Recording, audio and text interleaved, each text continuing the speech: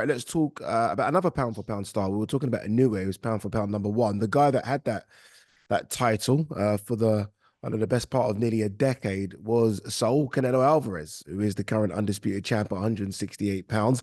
He wants that title back. He actually said in the ring after that win against Munguia that he is the best boxer on the planet. That can be discussed, but big win for him on Cinco de Mayo at the T-Mobile Arena, the first win over a fellow Mexican since he beat Julio Cesar Chavez Jr.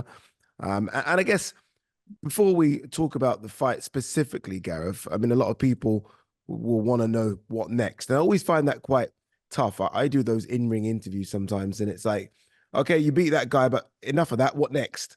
And immediately people were talking about David Benavidez, people were talking about Edgar Berlanga. We were talking about Terence Crawford at some sort of catch weight. If you could make a fight for him, realistically, in September, who would you want to see him in the ring with next? Benavidez. David Benavidez. Plain and simple. Big, tall, upright, strong. If you were comparing Benavidez and Munguia, you've got the proper can of Coke and Coke Light in Munguia and Benavidez. I mean, Munguia tested Canelo to a certain extent, but when he was put down in the 4th round, that was kind of the end of him, really, and he was just working his way into the fight after that. As we said, he pretty much played out how we discussed it, certainly as how I saw it, which was that Munguia was made for Canelo in lots of ways, but most of all in the lack of experience he had at very, very high level. And Canelo, whatever you say about him, and that's what I was trying to say on last week's show with Barry Jones, I know you were traveling, was that we really need to appreciate how great these fighters are. We get slovenly with saying, oh, but they don't do this and they don't do that. Canelo is an extraordinary master of the sport, incredibly tough. He's been a pro for 20 years, 65 fights. I mean, he's gone up 4 weight divisions. He belongs in the top 10 Mexicans of all time, no question. But yes, you are also correct. And we reserve the right to critique. And the critique is at the moment, and I think it's an ego thing. I think there's been so much noise about you must fight David Benavidez. And he's such an alpha in the boxing world, Canelo. I will choose when I will fight certain people. And I think that's what it comes down to. I think we will get the fight, like we'll get the Crawford fight, because His Excellency Turkey Al Sheikh's on about that fight now. And also Benavidez is in the vision of His Excellency as well, with a mention alongside Beterbiev. Wouldn't have minded David Benavidez stepping in late to fight Bivol, by the way. Rather than the Libyan opponent. I know he's undefeated, but that would have been an amazing turnaround. Suddenly get Benavidez in there. That's the guy, Benavidez and Crawford. And I think Canelo can walk away then, in my view, unless he wants to fight Beterbiev as well, which is a fight I'd love to see. Right, there's so many options, right? I mean, you can be as good as you want. If you don't have dance partners, then you have a problem. Canelo's obviously got so many dance partners. And I think the point you made about let's appreciate them is such a good point, because I think fight fans, we kind of get carried away in trying to find a problem or a hole in these fighters. And as you say, Canelo, that was his 65th fight. He's given us 2 fights a year guaranteed for the best part of a decade. And top fighters aren't doing that, unfortunately. We're getting like Crawford's a great example of a guy that's given us 1 fight a year. Gervonta Davis, 1 fight a year. Canelo's given us 2 fights a year, and it's always been a big name. It's always been a mandatory. It's always been a world title fight. I mean, he must have had world title fights now for the best part of his last 30 fights. I mean, he constantly gives you stuff, and yet there's always a critique of, why don't you fight that person instead, or this person? Let's enjoy him. I think at this stage of his career, you know, I don't like to say it, but he's got the right to pick who he wants to fight. He can kind of pick and choose. Yeah, and also the we want this fight, we want this fight. The more you hear it, the more there's that repetition of it, the more a fight marinades. And the richer it becomes and the bigger it becomes. And at the moment, the Benavidez-Canelo fight is marinating, isn't it? It really is marinating. So we will, I do think we'll get it, because I don't think Canelo is frightened of anyone, frankly. No. But I just think the timing will be right eventually for that fight to happen. Yeah, during the fight, I was kind of trying to tweak, but it's so difficult to tweak as you're engrossed in it, the noise, the atmosphere. And what I did try and tweet was Munguia did land a couple of big shots. And I was lucky enough to be at Munguia's fight against John Ryder, and those shots kind of collapsed John Ryder in half. And I was trying to wrap my brains as to, I, I can't ever really remember in recent times anyway, seeing Canelo actually hurt. No, it was in the first Golovkin fight. Yeah. I don't remember a stumble though.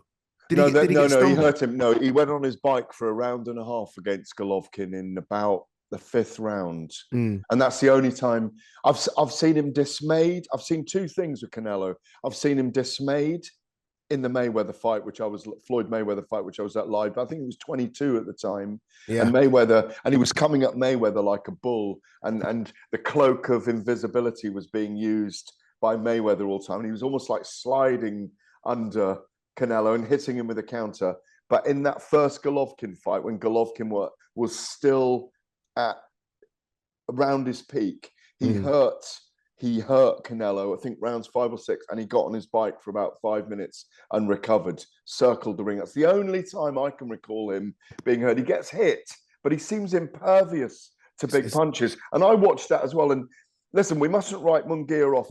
And Oscar De La Hoya said one good thing after the fight, which he was right about. Munguia will have learned massively from this, and he will go on to be a great fighter, I think. Listen, the sharpener last week, Addy, was Oscar De La Hoya getting into Canelo and saying, put some effing respect on my name because I made you. All that did was sharpen Canelo for a performance, in my view. yeah, it was fantastic though. When Oscar stood amazing, amazing. yeah, when he stood up and in his wonderful suit, and he kind of sort of had this pre-written rant ready, and I was like, this is going to be good. And then Canelo responded back in Mexican and English. It was broken, sorry, Spanish. And I was like, it was just fascinating to see these two. Do you know what he was calling him? I was lucky enough to have Claudia Trejos next to me. Okay, yeah. And she was translating wow, it. Wow. And that was her reaction. I was like, come on, talk to me. What was he saying? I speak Spanish. He was calling him, I can't even say it all on here, but he was calling him if you wanted to have a fight with someone and draw them in, you literally were calling them anything like from there to there in insults to kind of make someone snap to have a fight. It was unbelievable. It was unreal. I was going, this is unreal.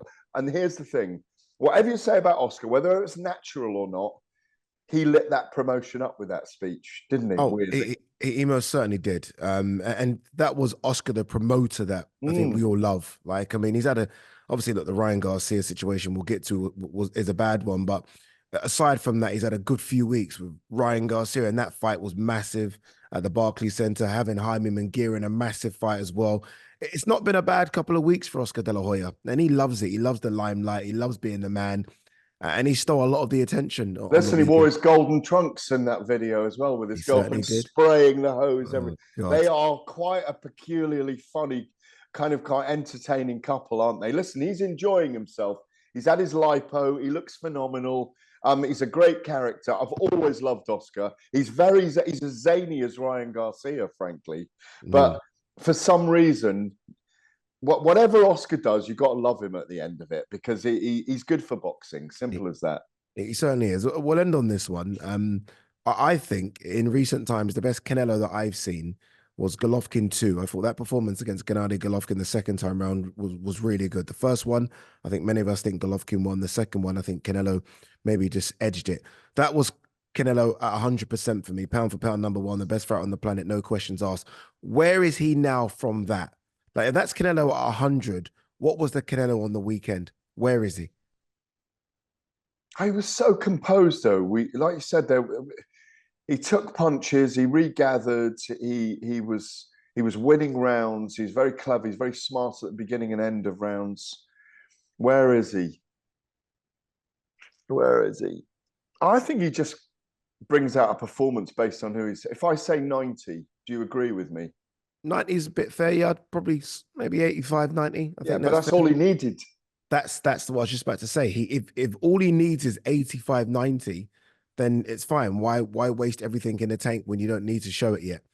He'll need it for Benavidez and Crawford, but he didn't need it for Munguia. So still very, very good.